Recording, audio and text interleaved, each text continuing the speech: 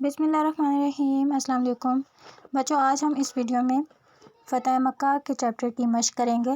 ٹھیک ہے، سب سے پہلا اس میں آپ کے پاس سوال ہے، تفصیلی جواب تحریر کریں۔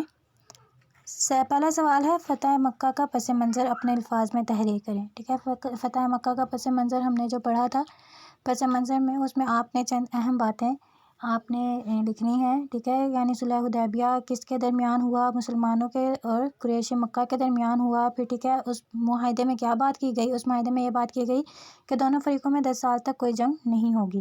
ٹھیک ہے، پھر ان کے قبائل کے بارے میں بات ہوئی کہ کون سے قبائل کس کے ساتھ کس کے حلیف بن گئے۔ ان میں بنو خزاعہ مسلمانوں کا اور بنو بکر قریش مکہ کا حلیف بن گیا، اور پھر بنو بکر نے بنو خزاعہ پر حملہ کیا، اور اس طریقے سے کس طریقے سے وہ معاہدے کی خلاف ورزی ہوئی، اور پھر حضور پاک صلی اللہ علیہ وآلہ وسلم نے بنو خزاعہ کی مدد فرمائی۔ فتح مکہ کا پس منظر اس طرح آپ نے اپنے الفاظ میں لکھنا ہے۔ پھر حضرت ابو سفیان رضی اللہ تعالیٰ عنہ کے بارے میں آپ کیا جانتے ہیں؟ حضرت ابو سفیان کے بارے میں ہم نے پڑھا تھا کہ حضرت ابو سفیان قریش کے ایک طاقتور لیڈر تھے۔ انہوں نے اسلام قبول کرنے سے پہلے مسلمانوں کے بدترین مخالف تھے، اور اسلام قبول کرنے کے بعد مسلمانوں کے لیے ایک بہترین جنگجو ثابت ہوئے۔ ٹھیک ہے، جیسے ہم نے اپنے سبق میں بھی پڑھا تھا کہ قریش مکہ کی جانب سے ابو سفیان کو بھیجا تھا خبر کی تصدیق کرنے کے لیے، لیکن رستے میں انہوں نے حضور پاک صلی اللہ علیہ وآلہ وسلم کی دعوت اسلام کو قبول کر لیا اور مسلمان ہو گئے۔ ٹھیک ہے، اور آپ صلی اللہ علیہ وآلہ وسلم نے ابو سفیان کے گھر کو امان قرار دیا۔ اس کے بعد وہ مسلمانوں کے ساتھ بہت سی جنگوں میں شامل ہوئے۔ اس کے بعد ہے، فتح مکہ کی مناسبت سے حضرت خالد بن ولید رضی اللہ تعالیٰ عنہ کے بارے میں ایک پیراگراف لکھیں۔ حضرت خالد بن ولید رضی اللہ تعالیٰ عنہ کے بارے میں بھی ہم نے پڑھا، اور میں آپ کو بتا دیتی ہوں کہ حضرت خالد بن ولید رضی اللہ تعالیٰ عنہ اسلام کے ایک نامور جرنیل اور نڈر سپاہی تھے۔ ٹھیک ہے، جیسے ہم نے پڑھا بھی تھا کہ جو لشکر تھا قریش کی جانب سے جو لوگ لڑنے آئے تھے، وہ حضرت خالد بن ولید کے لشکر سے لڑے ہیں۔ مکہ مکرمہ میں داخل ہونے کے بعد حضور پاک صلی اللہ علیہ وآلہ وسلم نے فوج کو 4 حصوں میں تقسیم کر دیا تھا، تو جو قریش کے لوگ تھے وہ کس سے لڑے؟ وہ حضرت خالد بن ولید سے لڑے تھے۔ ٹھیک ہے، یہ تو آپ کے میں نالج کے لیے بتایا۔ جواب میں آپ لکھیں گے کہ حضرت خالد بن ولید رضی اللہ تعالیٰ عنہ اسلام کے ایک نامور جرنیل اور نڈر سپاہی تھے۔ وہ اپنی جنگی مہارت اور بہترین حکمت عملی سے ہر جنگ میں کامیاب رہے۔ فتح مکہ پر خالد بن ولید رضی اللہ تعالیٰ عنہ کے لشکر سے لڑنے کے لیے قریش کے کچھ نوجوان آئے، جو معمولی سی جھڑپ میں تقریباً 13 لاشیں چھوڑ کر بھاگ نکلے، اور اس کے بعد حضرت خالد بن ولید رضی اللہ تعالیٰ عنہ کوہ صفا پر حضور صلی اللہ علیہ وآلہ وسلم سے جا ملے۔ ٹھیک ہے، یہ ہم نے اپنے چیپٹر میں پڑھا ہے۔ پھر ہے حضور صلی اللہ علیہ وآلہ وسلم کا فتح مکہ کے موقع پر مسجد حرام میں داخل ہونے کا منظر اپنے الفاظ میں تحریر کریں۔ ٹھیک ہے، مسجد حرام میں داخل جب ہوئے حضور پاک صلی اللہ علیہ وآلہ وسلم، تو سارے واقعے کو آپ نے اپنے الفاظ میں لکھنا ہے۔ اب کیسے؟ کہ حضور صلی اللہ علیہ وآلہ وسلم انصار اور مہاجرین کے ساتھ مسجد حرام کے اندر تشریف لے گئے، حجر اسود کو چوما اور اپنی اونٹنی پر بیت اللہ کا طواف کیا۔ اس وقت آپ صلی اللہ علیہ وآلہ وسلم کے ہاتھ میں ایک کمان تھی، اور بیت اللہ کے اندر 360 بت رکھے ہوئے تھے۔ ٹھیک ہے، یہ سب ہم نے یہاں پڑھا ہے۔ پھر حضور پاک صلی اللہ علیہ وآلہ وسلم نے اپنی کمان سے خانہ کعبہ کے اندر رکھے ہوئے بت گرا دیے، اور آپ صلی اللہ علیہ وآلہ وسلم بتوں کو ٹھوکر مارتے جاتے اور کہتے جاتے، ترجمہ: حق آ گیا اور باطل مٹ گیا، بے شک باطل مٹنے ہی والا ہے۔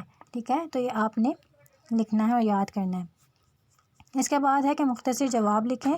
نبی کریم صلی اللہ علیہ وآلہ وسلم نے قریش کو کون سی 3 شرطیں پیش کیں؟ ہم نے یہ اپنے سبق میں بالکل شروع میں پڑھا تھا کہ حضور پاک صلی اللہ علیہ وآلہ وسلم نے قریش مکہ کو 3 شرائط پیش کی تھیں، جن میں بنو خزاعہ کے مبطلین کا خون بہا دیں، ٹھیک ہے، بنو بکر کی حمایت سے دستبردار ہو جائیں، اور یا معاہدہ حدیبیہ کے ختم کرنے کا اعلان کر دیں۔ یہ 3 شرائط نبی کریم صلی اللہ علیہ وآلہ وسلم نے پیش کی تھیں۔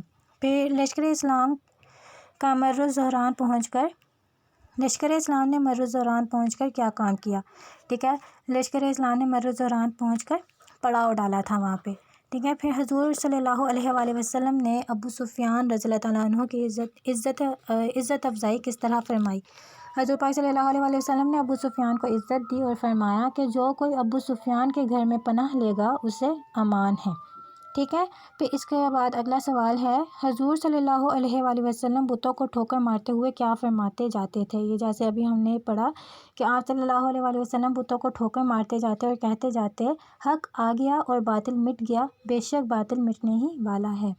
ٹھیک ہے، اس کے بعد اگلا سوال ہے، حضور صلی اللہ علیہ وآلہ وسلم نے قریش سے خطاب میں کیا ارشاد فرمایا؟ یہ بھی ہم نے بھی پڑھا تھا کہ آپ صلی اللہ علیہ وآلہ وسلم نے فرمایا آج تم پر کوئی سرزنش نہیں، جاؤ تم سب آزاد ہو، ٹھیک ہے۔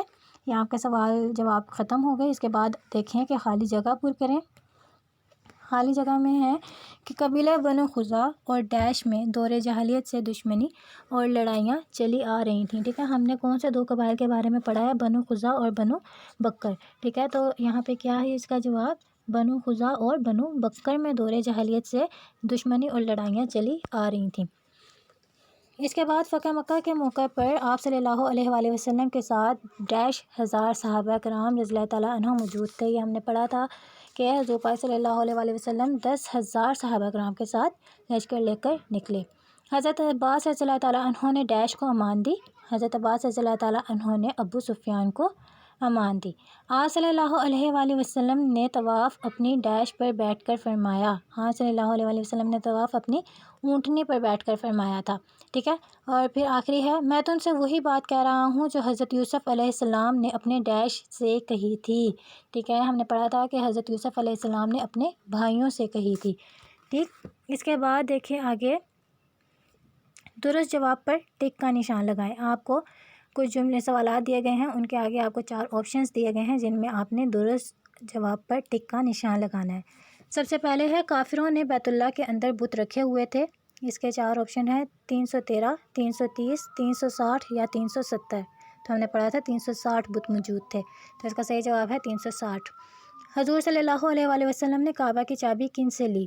حضور پاک صلی اللہ علیہ وآلہ وسلم نے کعبہ کی چابی حضرت عثمان بن طلحہ رضی اللہ تعالیٰ عنہ سے لی تھی، ٹھیک۔ پھر اگلا ہے آپ صلی اللہ علیہ وآلہ وسلم کس چیز سے بتوں کو ٹھوکر مارتے جاتے تھے؟ ہم نے پڑھا تھا کہ حضور پاک صلی اللہ علیہ وآلہ وسلم جب داخل ہوئے تو ان کے پاس ایک کمان تھی، تو آپ صلی اللہ علیہ وآلہ وسلم اپنی کمان سے بتوں کو ٹھوکر مارتے جاتے۔ حضرت خالد بن ولید رضی اللہ تعالیٰ عنہ سے جھڑپ میں کتنے مشرک مارے گئے؟ حضرت خالد بن ولید رضی اللہ تعالیٰ عنہ سے قریباً 13 مشرک مارے گئے۔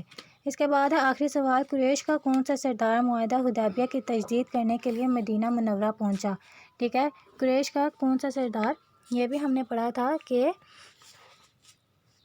پہنچا تھا ابو سفیان، ٹھیک ہے۔ قریش کا کون سا سردار؟ قریش کا ابو سفیان سردار تھا جو معاہدہ حدیبیہ کی تجدید کے لیے مدینہ منورہ پہنچا، لیکن انہوں نے کیا کیا؟ درمیان میں اسلام قبول کر لیا اور مسلمان ہو گئے، ٹھیک ہے۔ آپ کا یہ چیپٹر فتح مکہ ہم نے بما مشق کمپلیٹ کر لیا۔ امید کرتی ہوں کہ آپ کو تمام چیپٹر بما مشق سمجھ آ گیا ہوگا۔ اپنا بہت خیال رکھیے۔ اللہ حافظ۔